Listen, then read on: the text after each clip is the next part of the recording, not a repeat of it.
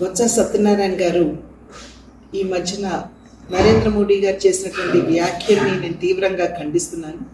పచ్చకావర్లు వచ్చిన వారికి లోకమంతా పచ్చగా కనపడుతుంది అన్నట్లుగా అవినీతి చేసే వారికి ఏది ఎవరు ఎలా చేసినా కూడా దానిలో అవినీతి వెతకటం మీదే వారి సమయాన్నంతా కూడా కేటాయించడం జరుగుతుంది. బొత్స సత్యనారాయణ గారు వారు మంత్రిగా ఉన్నప్పుడు వోక్స్ వ్యాగన్కి సంబంధించినటువంటి చేసినటువంటి అవినీతిని ఎవరూ మర్చిపోలేదు అనేటువంటి విషయాన్ని వారికి గుర్తు చేస్తున్నాను. 2019 సంవత్సరం నుండి నేటి వరకు కూడా కేంద్రం పెద్ద ఎత్తున నిధులు రాష్ట్రానికి అందించిన ఆ నిధుల్ని సద్వినియోగం చేసుకోకుండా ప్రజల్ని మోసం చేస్తూ మభ్యపెడుతూ మరి అధికారంలో ఉన్నటువంటి నేతలు ఏ మేరకు అవినీతి చేశారో ప్రజలందరూ కూడా గమనిస్తున్నారు, అర్థం చేసుకుంటున్నారు.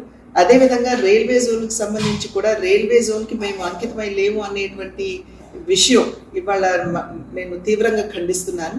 ఎందుకంటే 2024 వరకు కూడా రైల్వే జోన్ కట్టడానికి అనువైనటువంటి స్థలాన్ని ఇవ్వకుండా ఇవాళ రాష్ట్ర ప్రభుత్వం ఏ విధంగా తన బాధ్యత నుండి వైదొలిగిందో ఒక్కసారి ప్రజలందరూ కూడా గమనించాలి. ఇచ్చినటువంటి భూమి ఏదైతే ఉందో అది కట్టడానికి అనువుగా లేదు అని చెప్పినా కూడా ఇప్పటి వరకు కూడా కేటాయించకపోవడం భూమిని మరి కేంద్రం అయితే 104 నుండి 105 కోట్ల రూపాయల వరకు రైల్వే జోన్ నిర్మాణానికి కేటాయించింది. దాన్ని ఎందుకు అందిపుచ్చుకోలేదు అని చెప్పి మేము వేస్తున్నటువంటి ప్రశ్న.